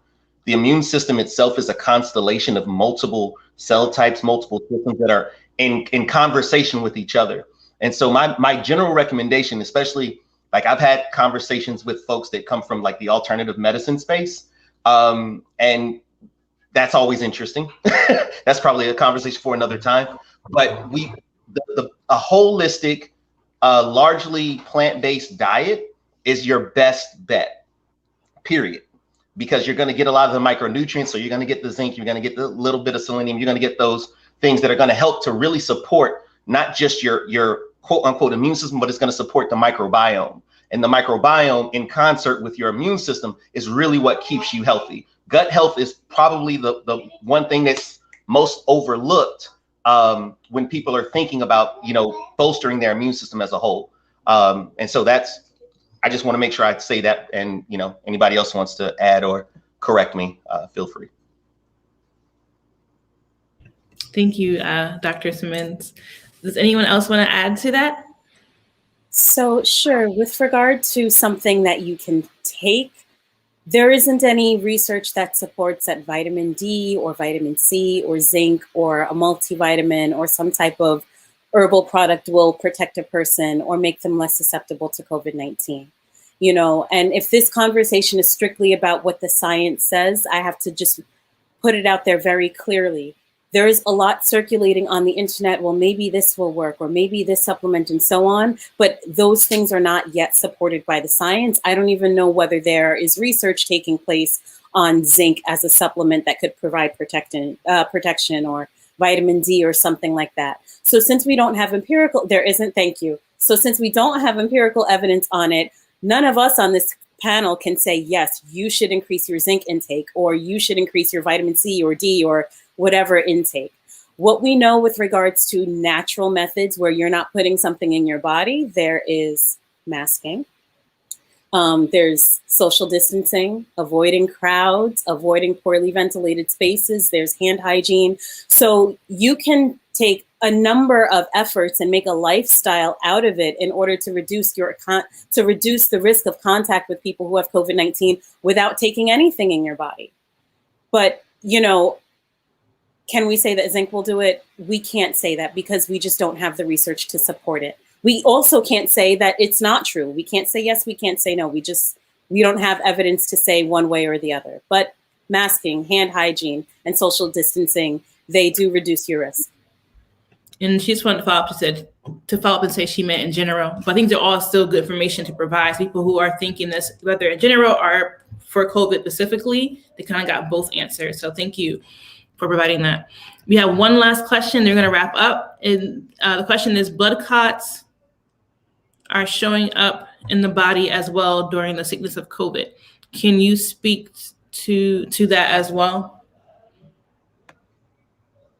Yeah, so COVID-19 is really kind of initiating these what we call autoantibodies that begin to circulate throughout the blood, preventing triggering coagulation, and it results in these clots, and the clots can move to the lungs and cause pulmonary embolism and potentially be fatal. They can move obviously to the brain, but it's again a function of kind of these anti-cytokine antibodies that are generated when the immune response gets thrown into overhaul for trying to defend against something that is never seen before, like COVID-19. And if somebody has a lay way to explain that, be my guest. So I think we got through all the questions. Thank you to those who asked questions and Reddit comments. So we're going to get ready to wrap up. I wanted to ask our speakers and panelists, is there any last words you want to provide to the viewers before we close for this evening? We can go around. We can start with Dr. Lambert, and then we can go around the screen. Sure. I just want to stress the point of, maybe that Imam Kaiser mentioned, to go ahead and sign up. I think this issue of access is really serious. Even I think with all this technology in some sense and the process has even been a burden and in many ways a hindrance on our people. And I think we got to make sure that we are speaking out so that we have access to the vaccines and that we are able to, navigate this technology or whatever system is put in place, at least in the interim, while we're also advocating for the access for our communities that are not just through one or two avenues. Meaning, for our pioneers and our seniors, if you have the ability to go help someone sign up, go online and help them navigate all of that. Because yes, it can be a pain, no matter what state you're in. New York State has, sign up. New York City has one. A lot of the hospitals here have one. It's like 3 different ways, right? And then, there are numbers, but you call and sometimes they're busy. So if you have the ability to help someone navigate that, please do. The other thing is really just, again, educating yourself so that you are able to make that informed decision. I really just want to stress those 2 points about access and making a decision about, going out and getting the vaccine. Thank you, Dr. Lambert. I'm going to go down to Sister Candace. If you have any reflections or last words to share with viewers, we would love to hear from you. Sure, thank you. Assalamu alaikum. So with regard to, my final thoughts on being vaccinated and encouraging vaccines, I know that there's a lot of questions out there, and there will continue to be lots of questions out there. I ask the community to consider their sources. A person can jump on the internet and say literally anything, and if they're articulate enough to get a point across and build a following, they could have lots of people doing all kinds of things that they wouldn't do under normal circumstances. So if we're looking for information about healthcare and the vaccine and this current healthcare crisis that we're in, I would encourage looking at the CDC website or the World Health Organization website. It's written in plain spoken language, which is, I have to tell you, when it comes to talking about science and healthcare, I'm most accustomed to talking to colleagues. So it does take a little bit of effort for me to bring it down to a common level. But the CDC website is very, very accessible in the language that they use to talk about the vaccine and the virus and in disseminating information among the public. And then, with regard to these mutations, these variants, we're seeing new versions of this virus because it keeps on hopping from person to person to person. If the virus is not spreading, then it can't mutate. So we really need to deprive this virus of the opportunity to spread and therefore mutate. And that is, again, even if you're not comfortable with getting the vaccine, we've still got 5 very strong tools: masking, social distancing, avoiding poorly ventilated areas, avoiding crowded areas, and hand hygiene. So even if you don't want to take something into your body, you have to deprive this virus of the opportunity to wreck things for the rest of us. Thank you, Sister Elam. I'm going to call you Dr. Elam. I can't wait for that very soon. I'm going to go down to Brother Dr. Simmons. Please, any last words you want to share or reflections? This is the perfect time to do so. Yeah, hopefully my kids will not start screaming as soon as I start talking. But I do want to say, more so to the point of communication. When I got the extra letters added on to my name, I was already in the mindset that as an educated Black person in America, that I consider myself a public person, not quite a public official, not an elected official, but my job was to be engaged with the communities that I came from, the communities that I live in. And I think if we take that approach and we take that approach more seriously, collectively, we can avoid a lot of the issues that we're seeing right now. Because the idea, when we talk about the things like, the Tuskegee syphilis study and things like that, it comes back to a space of nobody being in the know in the moment. And then folks either being left in the dark or having to play catch up. And what we're dealing with right now in terms of the rollout of COVID vaccines and just the dissemination of information in general, we're trying to play a losing game against a machine that's been spreading misinformation well before we even got organized to say something different. And I think we need to get on with, putting together a very concerted effort to fight that. The same as we fight any other injustice that we think we have to be out there. We have to fight the injustice of spreading the misinformation. Like the sister said, anybody can get on the internet and say something. We need to be saying something that's more accurate and louder and more organized. And so a lot of the work that I do, so I got into health disparities research just because of that. It's not like I'm a social scientist by trade. It's just that I realized that we have to learn how to take the complicated, the jargon, and translate it. And so as an educator, when I'm teaching a first year medical student, I realize like they're no different than somebody walking off the street. Quite often, they don't know nothing. And I have to figure out a way through analogy, through connecting it to things they already know. And I do that with students, and I do that in community, and seeing that light bulb come on and realizing that that might be the first time that someone took the time to say, I see you where you are, you know, similar to how, you know, when someone just makes it, you know, and steps to the front door of Al-Islam, and they're like, I know there's something there, but it's a mystery. And it's our job when we engage that person to say, okay, I'm going to walk you from where you are to where you're trying to go. And if nothing else, I think we need to start doing that more consistently. It shouldn't be a crisis that makes us come together like this. These conversations should happen on a regular basis. And that's all I got. Thank you. I love it. It's the gems, and we need to hear that. So thank you. Dr. Imam, Kaiser Abdullah, is there anything you want to share, any reflections? Sure. Assalamu alaikum. First of all, thank you very much to all my esteemed colleagues and fellow religious leaders in the community who have joined tonight. I really appreciate each time I get to sit with you. I think I'll make this really short. I also function as a chaplain, and one of the things that we often, you know, ask ourselves, and I think, you know, I'm liberal, and he spoke to this, right? How are people coming to us? Really find out what it is that they need. So many times we approach situations from a position perspective, right? So now I lean into what I do, right? Do we want to take it or not? And I think that is a problematic approach to take.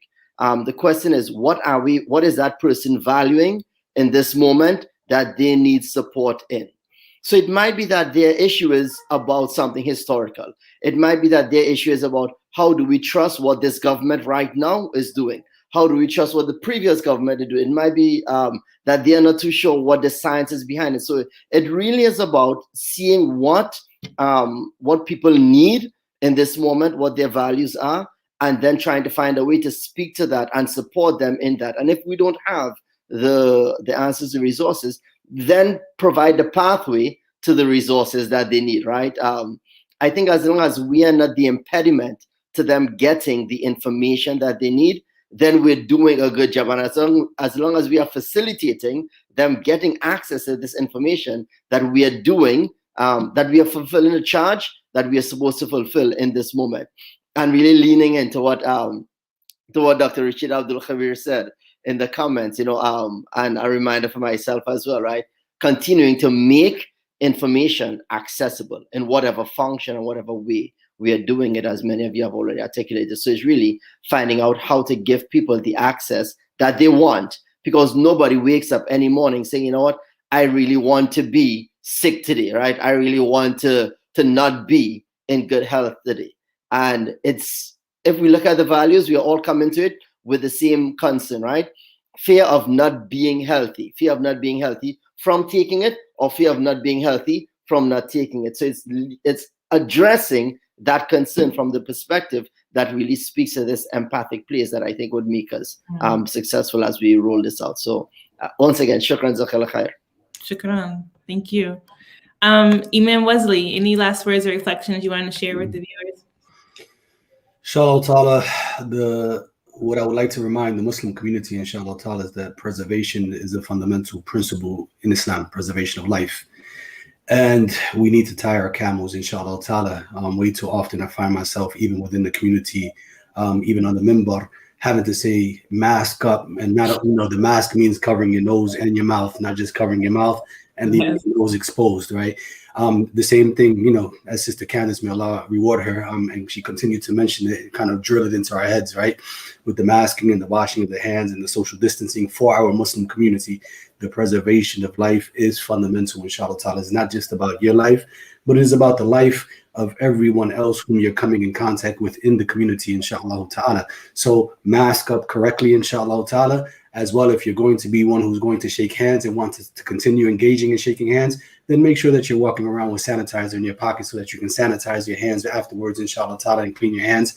And as well, mashallah, make sure that you're keeping those social distances, inshallah, so that you're not getting anybody else sick, inshallah, because you never know when you yourself have it. Just the other day, I had a brother who called me and said, I'm not feeling too well. And this is kind of the last advice I give. I'm not feeling too well, but it seems to be allergies. And should I come to the masjid, Imam, for Jummah or not? And I was kind of tossed. Do I tell him to come? Do I not tell him to come? It doesn't seem he doesn't have a fever. He doesn't have a cough. He doesn't have body ache. He didn't have anything, right? And kind of I was like, okay, come, but double mask, make sure I stay away from the people, whatever have you. A week later, it turns out that he ended up having COVID. I'm not sure if he had it when he came to the masjid or not. But at the same token, if you're not feeling well, inshallah ta'ala, stay at home, stay away from the people, inshallah ta'ala, so that you can help others preserve their life.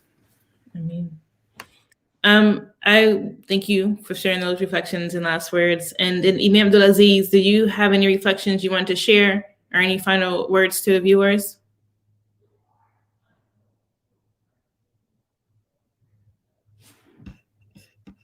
Panel. There's no question about that. You can't hear me? We can hear you now. Well, we appreciate everyone that's on the panel. But my question for them is what I need, what we would need from our doctors is anything that can help us push the issue behind keeping those who have the charge of this to distribute the vaccines and things like that, to keep them honest, to at least at a bare minimum. If you have a certain number of doses for the minority community, then let those doses be for them, as opposed to finding a reason to give them to somebody else.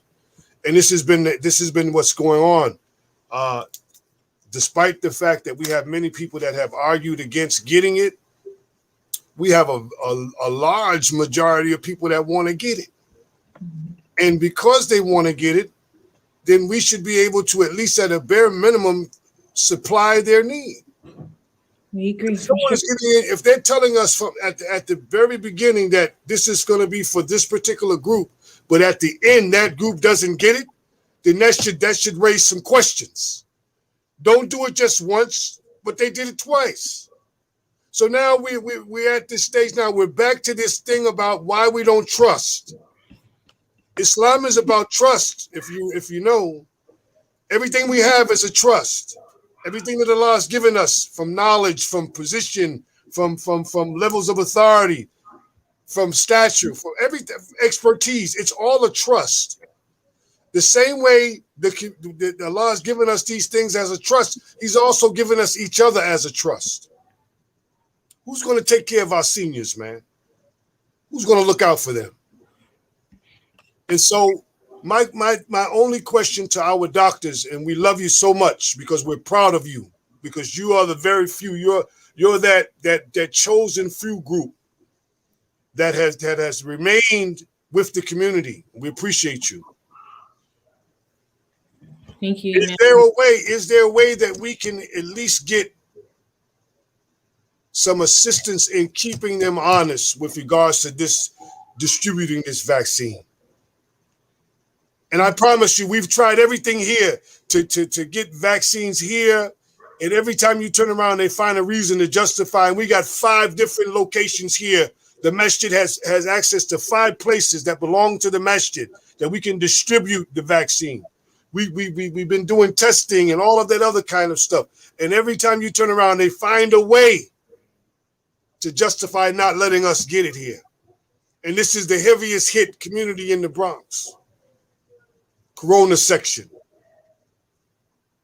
And so what I'm telling you is that, and we're on the ground, so it's not like we're hiding out. I'm sitting in my office right now, and I'm telling you that this has been a trial for all of us, but we're standing strong because we know Allah subhanahu wa ta'ala has got us. And one of the signs that He has got us is that He has all of you responding to this call. So I want to thank you again. And inshallah, we'll get on another panel and we'll keep you updated, and we'll find out what the progress report is. But I pray Allah for all of your safety. I pray Allah for the safety of us here. I pray Allah subhanahu wa ta'ala blesses us and protects us and guides us in a way that will allow us to act in a way pleasing to Him. And to that we say Ameen. Ameen. Ameen. Assalamu alaikum. Walaikum assalam. And thank you to everyone that joined us tonight. I know we have one last question here, but for those who have to head out for the evening, you're definitely free to do so. I wanted to make sure I captured all questions. The last one is, so in Islam, we're told that black seed is a cure for everything.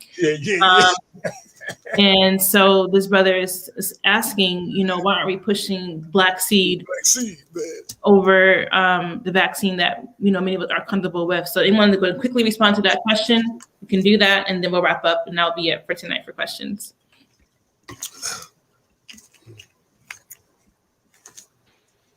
Anyone want to take a stab at it? If not, we'll wrap it. I'll take a stab at it. So none of us have advocated against the use of black seed. And I think where I have a bit of confusion is this whole either or thing. Like either you practice Islamic medicine and doing honey and black seed, or you do vaccines. And really the two can coexist together. So it isn't as if we have to choose one or the other. If you want to supplement with black seed, if you want to have, Ejwa dates or honey or Zemzem and things like that, you can do all of those things at the same time that you're masking, social distancing, hygiene, as well as using black seed and the vaccine too. So it's not so much an either or proposition. You can certainly take black seed if you wish, but that doesn't preclude you from taking the vaccine if you are interested in that as well. Very good. Thank you so much. I support that. Same. Just to say that is a very delicate issue because, and I've sat with my mentors and we've had those conversations about the literality of what we come across in Al-Islam from Hadith and other traditions, and being mindful that sometimes the literarity of it isn't the point, but definitely when we have those things and we know that for the most part in any other given situation, it's largely beneficial. As the sister said, there's no reason for you to do both. These things are not mutually exclusive. So yes, 100%. Great points. All right, so I want to thank our esteemed panelists again for joining us this evening. Dr. Burley and I love sharing. I don't want to speak to Dr. Burley. I'm saying for myself. I love sharing space with you all, and having this really important and timely discussion. So thank you so much. And Dr. B, if you want to add anything, we can get ahead and wrap up for tonight. Yeah, sure. I just echo my co-host sentiments. I'm so grateful for each of you, for your time, for your expertise, for your faithfulness, and equally grateful to the audience and those who have tuned in to ask questions, to get a better understanding. Reverend Dr. Martin Luther King said of all the forms of inequality, injustice, and health is the most shocking and human because it often results in death. Tuskegee was the injustice that it was because it was void of informed consent. If you have all the information that you need and you understand it and you comprehend it and you make a decision that this vaccine isn't for you, we can live with that. But the injustice is making a decision without having the right information, without having enough information or having no information. And that we can't live with. So I hope that this forum was an opportunity for you to get the information that you needed from trusted messengers so that you too can make an informed decision about what's best for you and your families. So I thank you. I thank each and every one of the panelists. And for more information about vaccine trials or the COVID-19 community engagement strategy, you can visit www.preventcovid.org. Assalamu alaikum wa rahmatullahi wa barakatuh. Thank you for the love, everybody. Have a good evening. بسم الله الرحمن الرحيم والعصر إن الإنسان لفي خسر إلا الذين آمنوا وعملوا الصالحات وتواصوا بالحق وتواصوا بالصبر. السلام عليكم. وعليكم السلام.